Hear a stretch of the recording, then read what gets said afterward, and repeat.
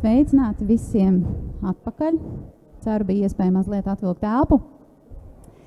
Turpināsim mūsu nākamo bloku un kā pirmo aicināšu uz skatuvi nākamo runātāju, kurš sniegs savu runu angļu valodā. Tā būs otrā šīs dienas sesija. So, Mauris from UNAGI Media, who is entrepreneur in IT sector, believes that we are on the edge of the major shift at the moment and that creators of the content will be the ones leading it.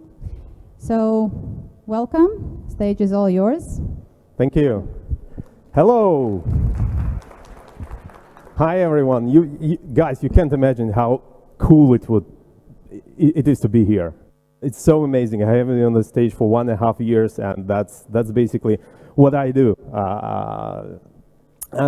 It's really great to see all of you here. Before we begin, as I've been introduced, I'm Mauris, founder and CEO of UNAGI Media, a serial entrepreneur with 20 years of experience, but it's not relevant. What's relevant is to understand who are you guys. How many of you are influencers? Raise your hand. Come on, like 1, 2, 3, 10? Okay.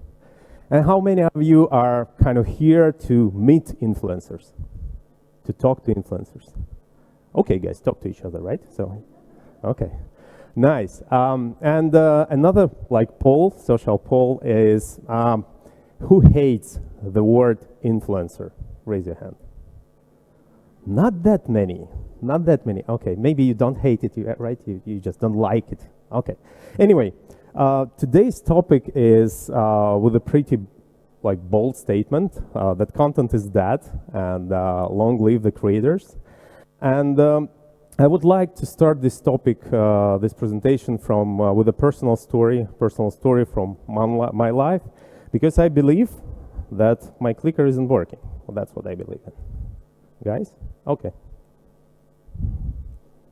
And no? Should I do something? I believe it's turned off. Okay, thank you very much. Okay, so the personal story is pretty simple. When I always try to understand what is going on with this world, in this world, and what are the trends, I always try to follow my kids. And not only my kids, but other kids, to see how they behave, what are they consuming, what kind of media they like, what kind of content they consume, and how they learn and how they interact with each other. And I have 4 kids, and me and my wife from the beginning decided that we need to limit the consumption of social media because it can be harmful to our kids, right? We all know that it might be harmful, but maybe it's not. So we decided, yeah, we'll have a limit for each of our kids of the screen time per day, and you might see that they look like this at the end of the time limit, right? So give me my phone, I have something to do. And at some point, we realized that the social media is neither bad nor good. The social media and all the tools and all the content that you guys creators, influencers create can be used for both good and bad. And we agreed with our kids that, okay, you can have unlimited screen time on your phone with one condition, that you will do something to improve yourself. And this little girl, her name is Alice, decided, I want to learn gymnastics. I want to improve my gymnastic skills. And I said, okay, as long as you keep improving your gymnastic skills, you can use your phone without any screen time limitation. And in several years, she did that. And it was like, wow. She didn't go to any, she didn't train with a coach, with some. She was following real influencers, real girls on Instagram, on TikTok and YouTube who do this stuff. And she learned it step by step to do it by herself. And this story actually shows us what's going on with the world, because the internet evolves. And the internet evolves all the time. For the first, we started with content. So basically on the internet you can find anything, right? So that's cool. You have Wikipedia, you have any available content on the internet. But then we go higher. So we were able to find valuable content actually on the internet using Google search, whatever you are using. But it's not enough. Finding valuable content on the internet, that's okay. We moved forward. And we were looking not for the content, not for the valuable content, but for experiences. So the content that gives value, that delivered through great experiences, like videos or whatever is there. But again, it's not what's moving today's passion economy. Today's passion economy is moved by two more things. The relationship, we want to build relationship with people, with influencers, with creators we trust, and we want to build it within a community of people. So we went a long way from the content at the bottom, okay, we can find anything, to a community where we belong, where we're part of a bigger story with the people we trust, with the people we love. And also, it affected a lot the way how people are, how your fans, your customers, I mean, creators, customers are looking at you and your content. And the new focus is better understood through the prism of how we consume content before. We consume it in pretty simple way. There is a fan, there is a piece of content, right? And there is a value at the end of the day. So I consume some content, I get some value, I learned a new thing, or I just had fun, whatever is there. And that's a straightforward chain of value creation. So you as a creator create a piece of content and get value, whatever it is. But now it's much more sophisticated, because right now the chain looks like this. Your fans are not looking for content anymore, because the content, anything can be found on the internet. They're looking for creators, for people that are experts in a particular field, and only then content becomes relevant. And only then they're expecting a good experience that generates value. And the loop is working through the feedback, because your customers, your fans are generating content by themselves, providing you with the feedback, providing you with the likes, dislikes, whatever is there. So this is a new reality we're living in. Content doesn't matter. What matters is a creator that generates this particular content. And in UNAGI Media, we actually, when we start building UNAGI Media, it's a video platform for creators of passion economy. We interviewed dozens of creators and influencers from different countries in the world. And what we understood actually allowed us to build this like 5 pillars of the passion economy we are living in. Because this passion economy, this creators economy, influencers economy, whatever you put it, it's actually the new big thing that's going on right now. And influencers that are here, you are guys, the drivers of that stuff. And the 5 pillars are pretty simple, but those are, let's call them, to some extent they're pretty strategical, so they're pretty generic. But another thing, if you, being a creator, or if you want to be a creator or influencer, if you start basically reflecting your action through those 5 pillars, you will see how you can build on top of the wave of passion economy that is coming right now. And the first pillar is pretty simple. You know all this stuff, right? Algorithms are dead. Facebook whistleblower recently proved us that, right? What's going on? No one cares about users. Everyone cares about revenues, right? So because algorithms are dead, and you know you do not have any control whatsoever on top of algorithms, there is no trust. You have no idea what's going on there. It's like a black box. You need to dig in, you need to research, and you need to find a ways to actually beat those algorithms. And they're constantly changing, right? Every single time, every single day, Instagram, TikTok, whatever, they're changing algorithms, and you have no clue. You as creator and you as a fan, you have no clue what kind of content you publish and who will see it. And the fan have no clue whether he sees or she sees a content of the particular creator. And of course, we've been during interviews, we also discovered that many of the creators that are really building businesses on Instagram or TikTok, they're spending half of the time actually cracking algorithms. So they're trying to figure out how this stuff works to actually get there, get exposure, get visibility. And for sure, system is flawed. The system by itself that you follow a guy and you can see everything the guy posts. This is like, I think it's stupid. So the first pillar, algorithms are dead. They will die out in the perspective of passion economy, because passion economy is not built on algorithms, it's built on relationship, on communities. We'll figure it out later. So it's the first big pillar. The second pillar And actually, Wall Street Journal even put it better. It's hard to pinpoint exactly when we lost control of what we see, read, and even think to the biggest social media companies. And that's exactly what's happening right now. We have no idea when we lost control, but we did. So we need to take it back. And that's the first pillar. The second pillar is no one is looking for the content just as a content. Everyone looks for something on the other side of the content. So to learn something, to get a new skill, to I don't know, to learn a particular topic they're interested in. And that's exactly where two big trends comes from e-learning. That's micro-learning and edutainment. Micro-learning is a small pieces of content that you can use to teach someone. And it's actually because there is no time to learn, right? So if you can, again, reflect to the story about the kids, they have no time. The attention span is so small. In 2 minutes, they can scroll like like 25 stories and figure out what they want to view there. And of course, speed of change. Everything changes so fast. So this micro-learning technique can help you update your content pretty quickly if it's chopped down into small pieces. And the gamification, that's for sure. Everyone loves games. It improves every single stat if you learn something, consume something, and something else. So we'll see more from gamification, from learning world, reflect on an actual creators economy in Instagram, in TikTok, on YouTube. And the thing is that recent researches show that the uninterrupted work in the office is 11 minutes. I think that's a bit too much.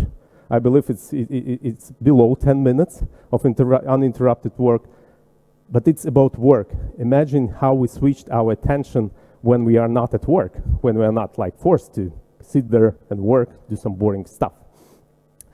And so the second trend combining with the first, algorithms, micro-learning, edutainment. And the third trend, for sure, new mobile-first content formats. And I think before a couple of years, we were actually thinking about the content in a very specific way. It's like an image, a tweet, whatever, a video, etc. Right now, the content itself is a mashup. And for sure, slides suck. My slides suck as well. Because without me being here, without you listening to that, that's just like a boring presentation with some kind of unknown stuff. And the thing is that right now, we are looking at the content from a perspective, not just a piece of content that you, as a creator or influencer, created, but from a perspective what users added to it. So every reaction, every like, every comment, everything becomes part of your content. That's why actually TikTok beat YouTube in UK and US for the first time this year in terms of viewing time. And for sure, mobile first, mobile first, mobile first. Like more than 6 billion users, smartphone users all around the world. Yeah, TikTok overtake YouTube for average watch time in US and UK. And that's happening right now. That's the third big pillar of the passion economy, new content formats. And for sure, I think the most important one is number 4, and that's about authenticity and personal connection. You guys, the creators, and the creators you follow, the influencers you follow, or yourself being creators and influencers, you are a brand. People follow you because they believe in your values. They believe in your mission. They love your identity. So, and then again, the content comes second. And for sure, paid partnership, they are good, they're okay, but the lack of transparency within paid partnership is actually can dismantle the value of your content and of your brand in minutes. If it's not transparent, if it's not like pretty much on the surface. And definitely people want to feel connected to someone. And that's where the thing between local and global comes in. I don't know, 3 to 4 years ago, I was looking at people, they wanted to be like super global celebrities to some extent in some vertical, and they want to be like, I'll speak in English, I'll make my blog in English, I make my blog in other language. But right now the trend is going the different way. Local influencers, local people, local creators are much more interesting to follow than those global ones, because again, there is authenticity, you can relate to them, you can kind of see real people behind those photos and behind those stories and reels and videos. And for sure, it's a lot harder to lie to another face than it's to lie to a disembodied electronic person. That's about actually trust between what influencers say, what creators say, and what actually customers hear. And the fifth pretty logical part, pretty logical pillar of the passion economy is local micro communities. Again, local is super relevant at the moment. So the more you can be local, the more value you will get, the more retention, and the more trust. For sure, we as human beings, we want to belong to something. And if you follow Kim Kardashian, you probably do not actually relate to her, right? So, okay, I know Kim Kardashian because I follow her. No, you don't know her or any other celebrity, pick one, whatever, it's there. But really local people that you can meet on the street, maybe in this conference, this is the power of the passion economy. And for sure, the local touch also, by touch, I mean the cultural difference, regional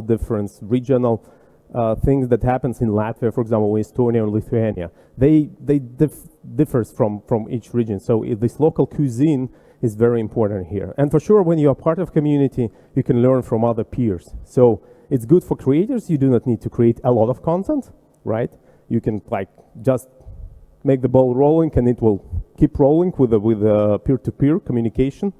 And for sure, people are ready to pay for the content. So subscription-based content is here, it will stay here, and it will keep working. So what does it mean for us? Okay, there are 5 pillars. There is a passion economy, whatever it means.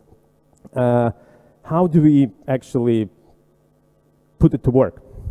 And I put it into, like, again, those same 5 pillars. That disruption is coming. It's led by creators. It will affect a lot of industries, starting from art, beauty, fitness, self-development, you name it. Any industry will be disrupted by people who will build something that's algorithm free.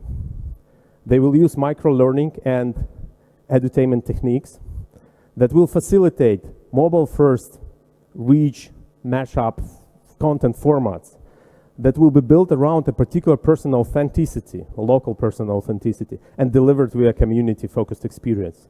This is like the holy grail of the passion economy and how the content will happen to be in the next decade.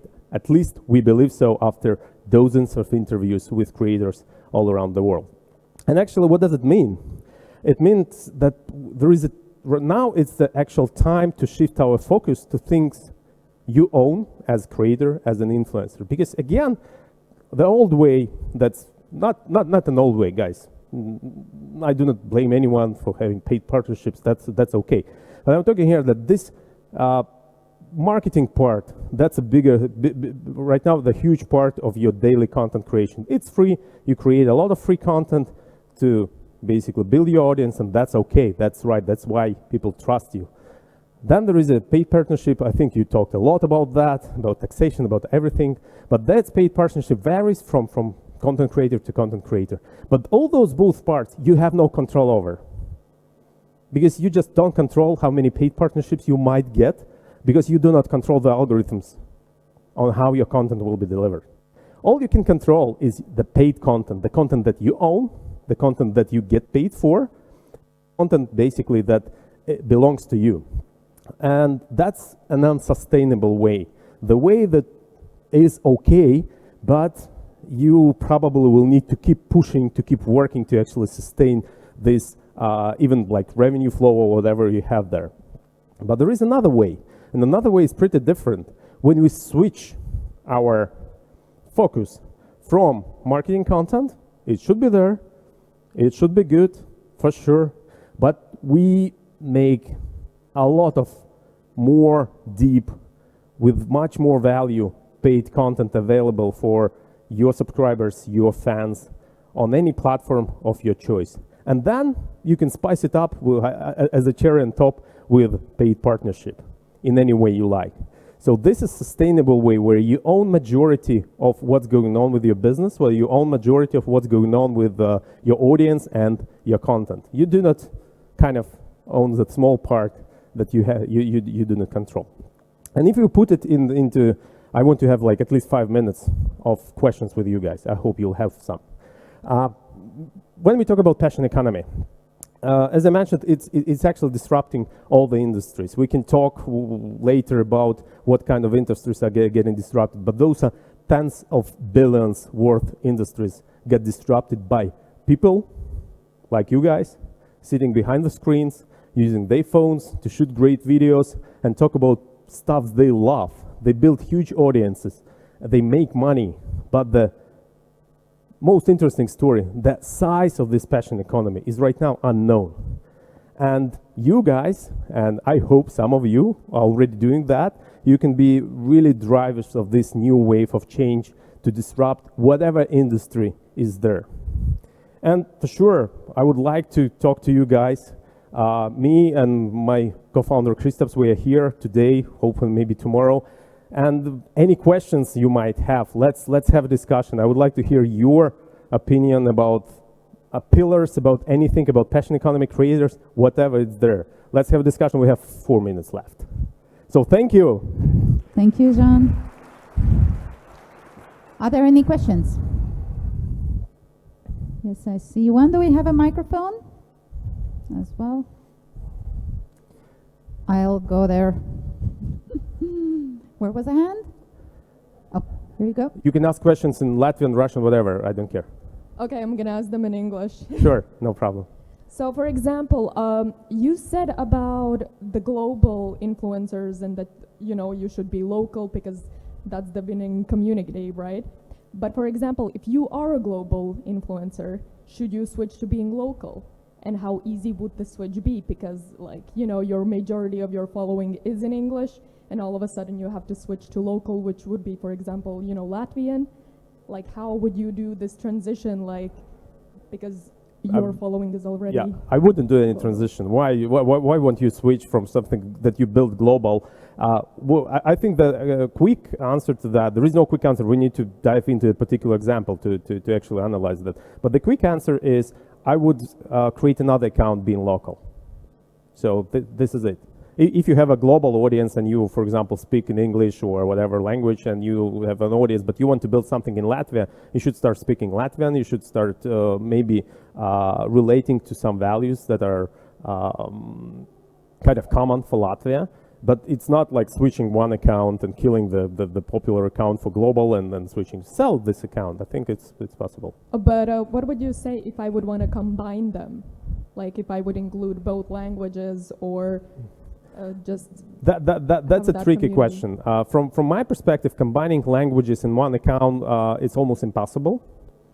Only in very let's say countries that speak fluently two languages, you can combine that. But anyway, it will be a bit weird, when you see one piece of content, because you'll lose half of audience. Not half, I don't know in percentages, but you'll lose a part of your audience because one time she speaks Latvian, another time she speaks English. I have no idea what's going on there.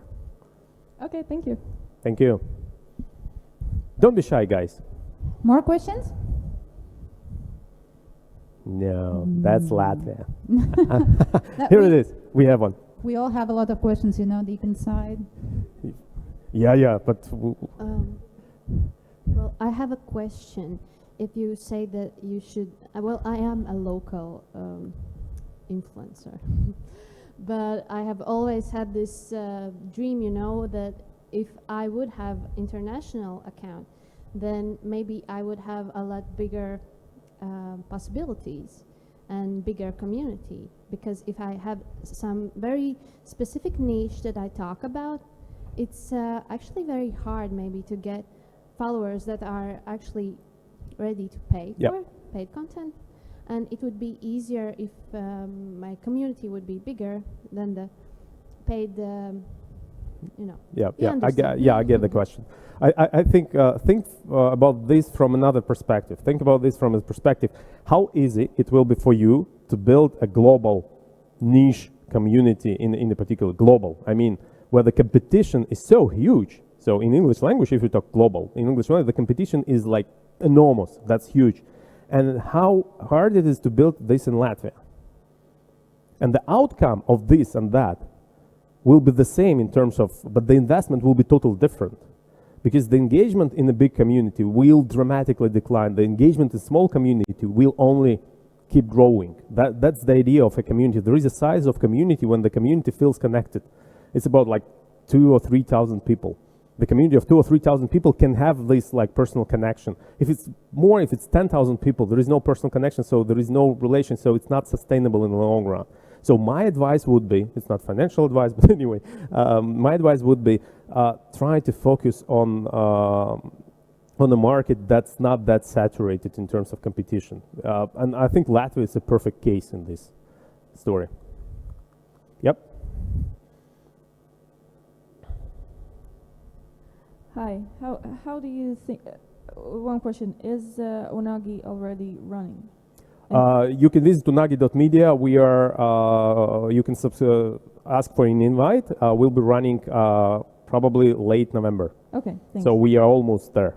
Yeah, cool. And how do you think is Latvian, like, Latvian people, Latvian audience ready to pay for content? They for are. Quality content. They Have are. you done any research? Yes. Can you show? No. Okay.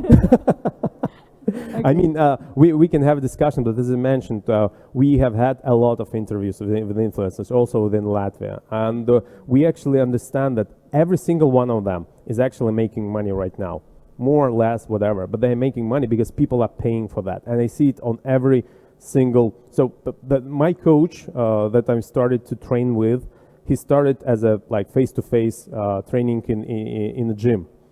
Right now, he switched to subscription-based training only online, and he's the guy who had no clue by then how to use this Facebook stuff and that stuff. So people are ready, even in Latvia, to pay for the good content. I think I agree to that because there is so much going on all over the social media, so much stuff that we don't want to see there. So we are actually already to pay to see what we really want to see. Yeah. So, any other questions? Any last ones? Oh, I should stop asking. Please don't. Hi. Hi. Quick question. I want to elaborate on the thought of the content being like local and rather than global. But let's say you work in a global, like something similar that she said, but not with the influencer, but with content creating. So you work in a global market, but you are a local, so how to stay up to date? Like, how to be relevant? Let's say now in Latvia there's this big, huge trend with bananas, and if I would put that in US market, everybody would thought I'm crazy. Like, what are you talking? What's the bananas about? So how to stay up to date, where to, maybe like some tips, tricks, like I know like news whatsoever, but like how to be up to date if you work, let's say, in US market? Oh, that's you are a local. That's a tough question. How to stay up to date? I believe you can't actually right now because, as I mentioned, the information is there is so much information inside that you just can't figure out what's relevant, what's not, what's working, what's not. And experiences from other countries not often works in this particular country. So I believe there was like about experiment in influence marketing. So it's about experimentation. If you figure out that some influencers in US doing that stuff, try to do it on a small scale right here and see if it works, if it sticks. Then even maybe try banana and do it in US. Maybe it will stick. You have no idea. So of course it's not relevant, but whatever. Who knows? So, but the thing that we're trying to solve with UNAGI Media is have those close communities where you can actually trust the content that you are getting. That's exactly what we are trying to get. Where we are trying to get. For example, you will have trends of like Instagram trends channel. You pay a subscription fee and you get trusted content from trusted content creators for that money, and you actually can like believe in that because there is no algorithm, nothing there. I believe it will solve this trust issue a bit because it's about trust, I think. Yeah, thank you, John. Thank you very much, guys. Have a great day.